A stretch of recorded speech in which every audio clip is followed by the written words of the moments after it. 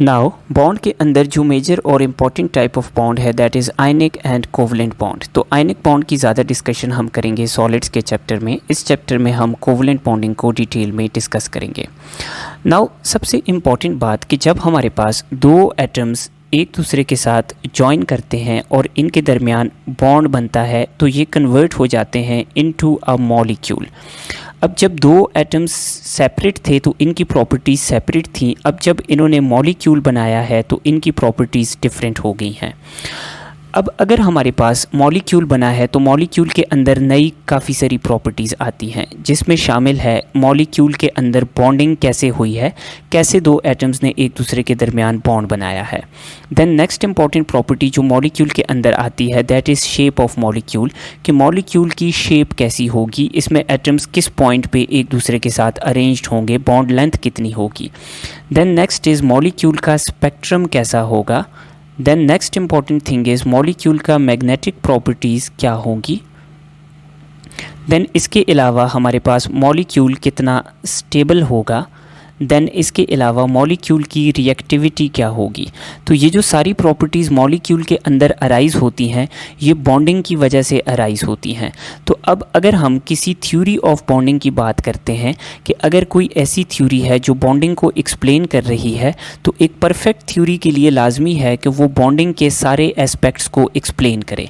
एक perfect theory के लिए ये लाजमी है कि वो ये एक्सप्लेन करे कि एटम्स के दरमियान कैसे बॉन्ड बना है और उन्होंने मॉलिक्यूल बनाया है, मॉलिक्यूल की शेप क्या है, मॉलिक्यूल का स्पेक्ट्रम क्या होगा, इसकी मैग्नेटिक प्रॉपर्टीज़ क्या होंगी, मॉलिक्यूल कितना स्टेबल होगा और कितना रिएक्टिव होगा। तो ये कुछ मेजर प्रॉपर्टीज़ हैं मॉलिक्यूल की जो लाजमी है एक मॉलिक्यूल या बॉन्डिंग की थ्योरी के लिए कि वो थ्योरी इन सब को एक्सप्लेन करे। तो अब हमारे पास बॉन्डिंग के लिए डिफरेंट थ्योरीज़ प्रपोज की गई हैं। So the major theories of bonding are valence bond theory and molecular orbital theory. VSEPR is a simple model. VSEPR एक सिंपल मॉडल है जिसको हम यूज़ करते हैं to explain only the shape of molecules. तो वेसिपर सिर्फ molecule की shapes को एक्सप्लेन करता है। नाउ बॉन्डिंग की थ्योरीज पढ़ने से पहले you must keep in mind कि हमारे पास कोई भी थ्योरी बॉन्डिंग की परफेक्ट नहीं है। कोई भी थ्योरी मॉलिक्यूल की इन सारी प्रॉपर्टीज़ को परफेक्टली एक्सप्लेन नहीं कर सकती। ऑल्दो कि कुछ थ्योरीज़ बाकी थ्योरीज से बेहतर हैं, लेकिन इन इटसेल्फ कोई भी थ्योरी ऐसी नहीं है जो बॉन्डिंग को और बॉन्डिंग के बाद पैदा होने वाले मॉलिक्यूल के अंदर जो प्रॉपर्टीज़ हैं उनको परफेक्टली एक्सप्लेन कर सके।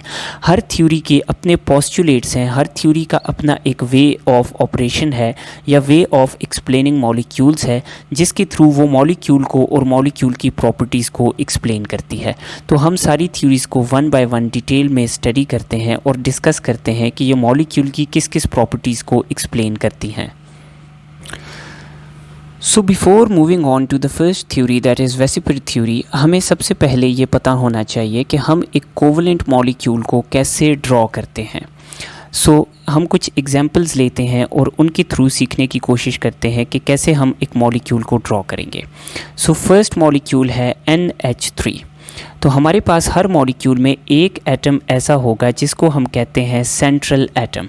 सेंट्रल एटम हमें देख के पता चलता है कि नाइट्रोजन इज़ सेंट्रल एटम। तो सेंट्रल एटम यूजुअली वो एटम होता है जिसकी वैलेंसी ज़्यादा होती है। अब जो बाकी एटम्स उसके इर्द गिर्द हैं इनको हम कहते हैं सराउंडिंग एटम्स। तो NH3 में नाइट्रोजन इज़ सेंट्रल एटम जबकि हाइड्रोजन इज़ सराउंडिंग एटम्स। अब मॉलिक्यूल बनाने के लिए इम्पॉर्टेंट एस्पेक्ट ये है कि सेंट्रल एटम का हम ग्रुप नंबर आइडेंटिफाई करेंगे। तो नाइट्रोजन हमारे पास ग्रुप नंबर 5 का एलिमेंट है। तो जो हमारे पास सेंट्रल एटम का ग्रुप होगा, सेंट्रल एटम के इर्द गिर्द हम उतने ही इलेक्ट्रॉन्स बना देंगे। तो nitrogen is central atom, it belongs to group 5। तो हम नाइट्रोजन के इर्द गिर्द 5 इलेक्ट्रॉन्स ड्रॉ कर देंगे। अब अगर हम सराउंडिंग एटम की बात करें तो surrounding atom usually hydrogen, fluorine, chlorine, bromine या आयोडीन होता है। अगर इनमें से कोई एटम है सराउंडिंग एटम्स तो कीप इन माइंड कि ये एक बॉन्ड बनाते हैं। और अगर हमारे पास ऑक्सीजन या सल्फ़र में से कोई सराउंडिंग एटम है तो कीप इन माइंड कि ये 2 बॉन्ड्स बनाएंगे। तो अब हमारे पास नाइट्रोजन के इर्द गिर्द हाइड्रोजन सराउंडिंग एटम है। तो हाइड्रोजन एक इलेक्ट्रॉन बनाएगा, एक बॉन्ड बनाएगा। तो एक बॉन्ड बनाने के लिए नाइट्रोजन का एक इलेक्ट्रॉन यूज़ होगा। तो एक हाइड्रोजन एक इलेक्ट्रॉन ऑफ नाइट्रोजन, दूसरा hydrogen second electron of nitrogen, जबकि तीसरा hydrogen third electron of nitrogen के साथ बॉन्ड बनाएगा और यूँ हमारे पास NH3 के मॉलिक्यूल बन जाएगा। देन हम देखते हैं एक और मॉलिक्यूल H2O। तो H2O के लिए सेंट्रल एटम हम आइडेंटिफाई करते हैं। सेंट्रल एटम है oxygen atom. Now oxygen atom belongs to group number 6 of periodic table, तो हम इसके इर्द गिर्द 6 इलेक्ट्रॉन्स बनाएंगे। नाउ इसमें सराउंडिंग एटम्स हैं हाइड्रोजन, तो एक हाइड्रोजन एक इलेक्ट्रॉन के साथ, जबकि दूसरा हाइड्रोजन दूसरे इलेक्ट्रॉन के साथ बॉन्ड बनाएगा। इसी तरह हम एक और मॉलिक्यूल देखते हैं सल्फ़र डाइऑक्साइड। तो सल्फ़र डाइऑक्साइड में सेंट्रल एटम है sulphur. Now sulphur belongs to group number 6, तो हमारे पास इसके इर्द गिर्द 6 इलेक्ट्रॉन्स होंगे। नाउ सराउंडिंग एटम है इसमें ऑक्सीजन, तो कीप इन माइंड ऑक्सीजन बनाता है डबल बॉन्ड, तो ऑक्सीजन बनाएगा double bond 2 atoms electrons of sulphur के साथ और दूसरा ऑक्सीजन बाकी 2 इलेक्ट्रॉन्स के साथ बॉन्ड बनाएगा। तो यूँ हमारे पास सल्फ़र डाइऑक्साइड का कोवलेंट मॉलिक्यूल फॉर्म हो जाएगा। Now let's see another molecule SnCl2। So tin is the central atom and tin belongs to group number 4। So इसके इर्द गिर्द हम 4 इलेक्ट्रॉन्स बनाएंगे। Now chlorine is the surrounding atom, तो chlorine single electron के साथ सिंगल बॉन्ड बनाता है। So this is SnCl2 molecule. So इन रूल्स की मदद से हम कोई भी न्यूट्रल मॉलिक्यूल को ड्रॉ कर सकते हैं। Now the second important drawing is positive ions. हम पॉजिटिव आयंस को कैसे ड्रॉ करेंगे? तो फॉर एग्जांपल इसकी एग्जांपल लेते हैं हम 2 पॉजिटिव आयन से। First is NH4 plus ion that is ammonium ion and second is H3O plus ion that is hydronium ion. Now इसका तरीका भी वही है, हम पहले सेंट्रल एटम आइडेंटिफाई करेंगे। तो सेंट्रल एटम है nitrogen. Now nitrogen belongs to group number 5, तो इसके इर्द गिर्द 5 इलेक्ट्रॉन्स होने चाहिए। लेकिन जहाँ पर एक इम्पॉर्टेंट पॉइंट नोट करें कि हमारे पास NH4 के ऊपर पॉजिटिव चार्ज है, तो जब कभी कोई मॉलिक्यूल पॉजिटिव चार्ज के साथ आएगा तो उस पॉजिटिव चार्ज को हम उठा के किसके ऊपर डालेंगे? सेंट्रल एटम के ऊपर। तो नाइट्रोजन हमारे पास लास्ट शेल में 5 इलेक्ट्रॉन्स रखता है, लेकिन चूंकि नाइट्रोजन पॉजिटिव हो चुका है तो इसका मतलब है कि इसका 1 इलेक्ट्रॉन लूज़ हो गया है। अब नाइट्रोजन के पास 4 इलेक्ट्रॉन्स हैं। तो यूँ हमारे पास सेंट्रल एटम की कन्फिग्रेशन बन गई। अब सराउंडिंग एटम है हाइड्रोजन्स, तो 4 हाइड्रोजन्स हम बनाएंगे नाइट्रोजन के इर्द गिर्द। तो यूँ हमारे पास NH4 पॉजिटिव आयन बन जाएगा। इसी तरह हम बनाते हैं H3O प्लस। तो ऑक्सीजन हमारे पास बिलोंग करता है ग्रुप नंबर 6 को, तो इसके इर्द गिर्द नॉर्मली 6 इलेक्ट्रॉन्स हमें देखने को मिलेंगे। लेकिन चूंकि इसमें पॉजिटिव चार्ज है तो इसका मतलब है कि ऑक्सीजन में अब 6 की बजाय 5 इलेक्ट्रॉन्स हैं। तो हम ऑक्सीजन के इर्द गिर्द बनाएंगे 5 electrons.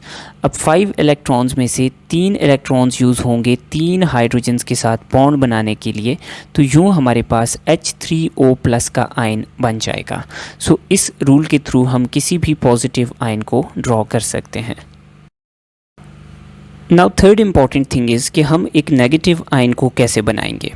So keep in mind कि हमारे पास नेगेटिव आयन में जो नेगेटिव चार्ज है वो लाजमी नहीं है कि सेंट्रल एटम पे हो। नेगेटिव आयन का नेगेटिव चार्ज उस एटम पे होगा जो सबसे ज़्यादा इलेक्ट्रोनेगेटिव एटम होगा। सो मॉलिक्यूल के अंदर जो सबसे ज़्यादा इलेक्ट्रोनेगेटिव एटम होगा, नेगेटिव चार्ज उसके ऊपर जाएगा। So let us consider SO4 2-। Now central atom है sulphur. Sulphur belongs to group 6, तो हम इसके इर्द गिर्द 6 इलेक्ट्रॉन्स बनाएंगे। नाउ 2 नेगेटिव चार्ज है, तो कीप इन माइंड कि नेगेटिव चार्ज उस एटम पे जाएगा जो सबसे इलेक्ट्रोनेगेटिव होगा। तो सल्फ़र और ऑक्सीजन में से ज़्यादा इलेक्ट्रोनेगेटिव है ऑक्सीजन, तो हमारे पास नेगेटिव चार्ज आएगा ऑक्सीजन पे। तो अब हम क्या करते हैं कि एक ही ऑक्सीजन पे दोनों नेगेटिव चार्ज नहीं आएंगे, एक नेगेटिव चार्ज एक ऑक्सीजन पे, दूसरा नेगेटिव चार्ज दूसरे ऑक्सीजन पे आएगा। नाउ यहाँ पर एक और इम्पॉर्टेंट पॉइंट जहन में रखें कि जब कभी सराउंडिंग एटम पे नेगेटिव चार्ज आएगा तो वो अपनी रिक्वायरमेंट से एक बॉन्ड कम बनाएगा। तो ऑक्सीजन नॉर्मली 2 बॉन्ड्स बनाता है, तो अब नेगेटिव ऑक्सीजन एक बॉन्ड कम बनाएगा क्योंकि उसके एक इलेक्ट्रॉन की रिक्वायरमेंट नेगेटिव चार्ज के आने से पूरी हो चुकी है। तो अब इसको को 2 की बजाय 1 बॉन्ड बनाने की ज़रूरत है। तो अब सल्फ़र के एक इलेक्ट्रॉन के साथ एक ऑक्सीजन, जबकि दूसरे इलेक्ट्रॉन के साथ दूसरा ऑक्सीजन नेगेटिव बॉन्ड बनाएगा, जबकि बाकी 2 न्यूट्रल ऑक्सीजन्स जो है वो नॉर्मली डबल बॉन्ड बनाएंगे और यूँ हमारे पास सल्फ़र SO4 2- का मॉलिक्यूल बन जाएगा। नाउ इसी तरह हम देखते हैं NO3-। तो nitrogen is the central atom in this molecule. Nitrogen के लास्ट शेल में हमारे पास इलेक्ट्रॉन्स का नंबर है 5। सो 5 इलेक्ट्रॉन्स हम बनाते हैं। नाउ नाइट्रोजन के इर्द गिर्द हैं 3 ऑक्सीजन्स। सो लेट अस ड्रॉ 3 ऑक्सीजन्स। अब 1 नेगेटिव चार्ज है, तो इन तीनों में से एक ऑक्सीजन को हम नेगेटिव कर देते हैं। जो नेगेटिव ऑक्सीजन है वो सिंगल बॉन्ड बनाएगा और जो न्यूट्रल ऑक्सीजन्स हैं वो डबल बॉन्ड बनाएंगे। तो यूँ हमारे पास NO3- नाइट्रेट आयन बन जाएगा। इसी तरह हम देखते हैं CO3 2- कार्बोनेट आयन। तो कार्बोनेट आयन में सेंट्रल एटम है कार्बन, जिसके अंदर हमारे पास 4 इलेक्ट्रॉन्स प्रेजेंट हैं। नाउ इसके इर्द गिर्द 3 ऑक्सीजन्स प्रेजेंट हैं एज सराउंडिंग एटम। अब 2 नेगेटिव चार्ज है, तो एक ऑक्सीजन नेगेटिव और दूसरा भी नेगेटिव होगा। नेगेटिव ऑक्सीजन सिंगल इलेक्ट्रॉन के थ्रू बॉन्ड बनाएंगे, जबकि हमारे पास न्यूट्रल ऑक्सीजन डबल बॉन्ड के थ्रू बॉन्ड बनाएगा और यूँ CO3 2- आयन बन जाएगा। इसी तरह हमारे पास एक और आयन है PO4 3- फॉस्फेट आयन। तो हमारे पास phosphorus belongs to group number 5 of periodic table, तो हम इसके इर्द गिर्द 5 इलेक्ट्रॉन्स बनाते हैं। नाउ सराउंडिंग एटम्स हैं 4 ऑक्सीजन्स, तो हम 4 ऑक्सीजन्स बनाते हैं। नाउ चार्ज है 3-, तो इनमें से 3 ऑक्सीजन्स को हम नेगेटिव कर देते हैं। अब नेगेटिव ऑक्सीजन सिंगल बॉन्ड बनाएंगे विथ फॉस्फोरस और जो चौथा न्यूट्रल ऑक्सीजन है वो डबल बॉन्ड बनाएगा। तो यूँ हमारे पास फॉस्फेट आयन बन जाएगा। So using these set of rules we can draw any covalent molecule. So next lecture में हम स्टडी करेंगे कि हम कैसे वेसिपर के अंदर इसको यूज़ करके मॉलिक्यूल्स की शेप को डिटरमिन कर सकते हैं।